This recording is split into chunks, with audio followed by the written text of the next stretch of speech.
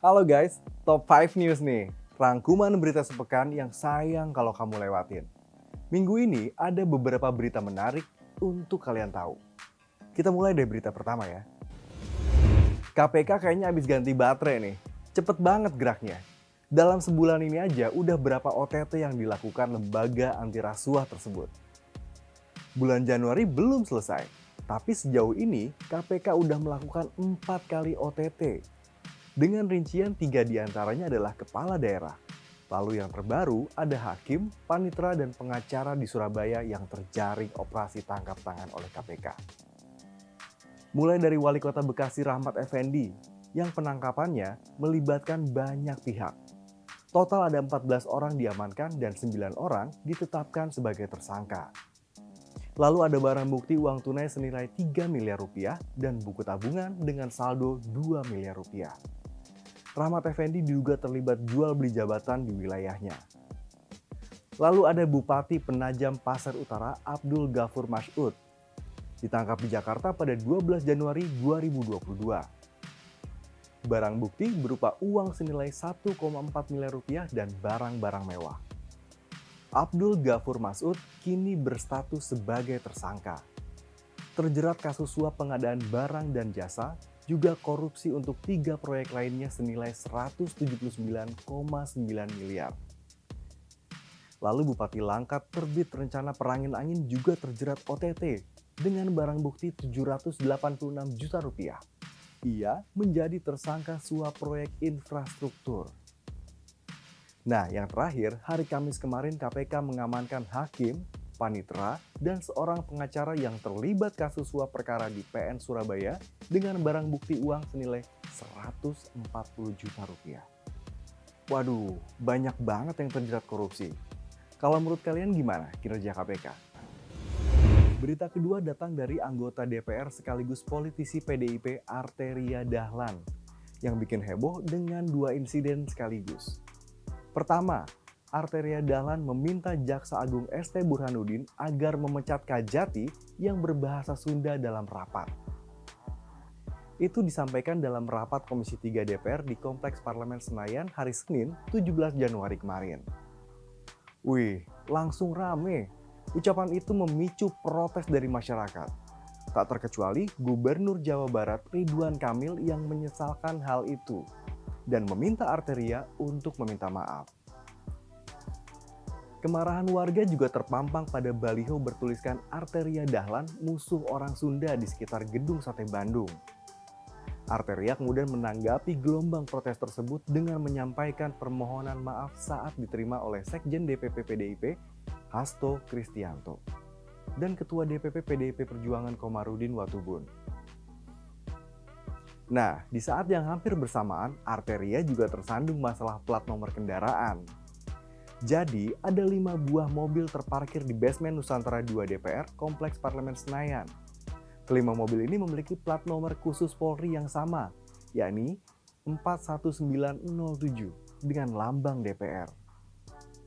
Setelah dilakukan pengecekan oleh wartawan di lapangan, Karopemnas Divisi Humas Polri Brigjen Pol Ahmad Ramadan menyampaikan plat nomor tersebut terdaftar atas nama Arteria Dahlan.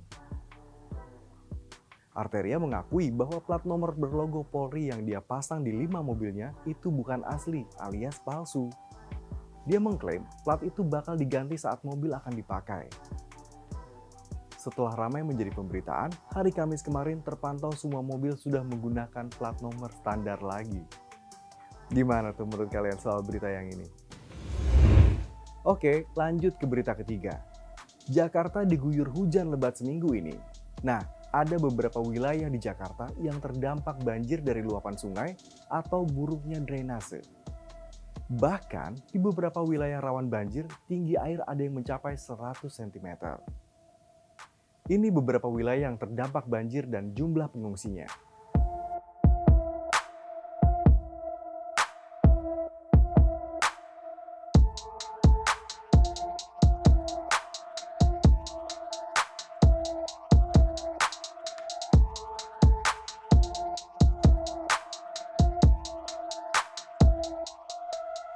Banjir Jakarta emang udah biasa, Tapi setelah beberapa hari kok banjirnya nggak kunjung surut. Gubernur DKI Jakarta langsung jadi sorotan dalam masalah ini. Anies sendiri mengklaim capaian penanganan banjir DKI bagus. Ia mengatakan banjir surut di hari yang sama. Ia menyebut banjir cepat surut karena kerja senyap dan tuntas dari Pemprov DKI. Tapi, data Anies berbanding terbalik dengan data BPBD DKI. Kritik lantas dilontarkan anggota Komisi B DPRD DKI Jakarta fraksi PDIP, Gilbert Simanjuntak. Dia menilai hanya Wagub DKI Riza Patria yang terlihat bekerja. Mudah-mudahan banjir segera surut ya guys, dan warga bisa beraktivitas seperti biasa. Gimana menurut kamu soal penanganan banjir di DKI Jakarta? Di berita keempat, ada yang udah dengar peristiwa meninggalnya anggota TNI karena dikeroyok. Anggota TNI AD Pratu Sahdi tewas dikeroyok oleh 8 orang pemuda. Pengeroyokan itu terjadi Minggu 16 Januari di Penjaringan, Jakarta Utara.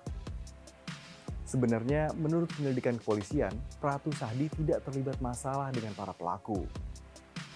Hanya saja terjadi perselisihan yang menyebabkan terjadinya pengeroyokan yang disertai penusukan. Pelaku utama peristiwa tersebut yang sempat buron sekarang sudah diamankan pihak kepolisian di kawasan Dermaga Muara Baru. Dalam peristiwa tersebut ada warga sipil juga yang menjadi korban dan saat ini masih dalam perawatan intensif. Mudah-mudahan peristiwa ini tidak terulang ya guys. Gimana menurut kamu? Di berita kelima, udah ketok palu, sah. Ibu kota negara resmi pindah dari Jakarta ke Kalimantan. Berlokasi di Kabupaten Penajam Pasir Utara, Kalimantan Timur. Berarti status Jakarta mungkin sekarang lebih ke kota bisnis. Jadi kayak Washington DC sama New York kira-kira lah ya. Melalui sidang paripurna, DPR secara resmi menyetujui rancangan Undang-Undang Ibu Kota Negara menjadi undang-undang tanggal 18 Januari kemarin. Ada beberapa poin yang dibahas dalam rapat tersebut. Yang pertama status ibu kota. Lalu ada pembiayaan pembangunan, master plan agar tidak menjadi proyek dan mangkrak, dan terakhir adalah pertanahan agar tidak menjadi sengketa dengan masyarakat. Ini sejarah loh. Setelah Jakarta pertama kali ditetapkan sebagai ibu kota pada 17 Agustus 1945 oleh Presiden Soekarno. Nah sekarang setelah 77 tahun pasca kemerdekaan, Indonesia memilih ibu kota baru yakni di Kalimantan. Nah, Presiden Jokowi memilih Nusantara untuk menjadi nama ibu kota baru. Rencana pemindahan ibu kota di era Presiden Jokowi ini memang dibuat dengan berbagai alasan. Di antaranya adalah beban Jakarta yang sudah terlalu berat. Oh iya, ada yang menarik. Di antara 4 calon kepala Badan Otoritari IKN Nusantara, salah satunya adalah mantan Gubernur DKI Jakarta, Basuki Cahayapurnama, atau akrab disapa Ahok. Menurut kamu, perubahan apa yang bakal signifikan terjadi sama Jakarta? Kasih komen di bawah. Jangan lupa like, share, dan subscribe video ini. Gue Bandung Maulana pamit. Sampai ketemu minggu depan.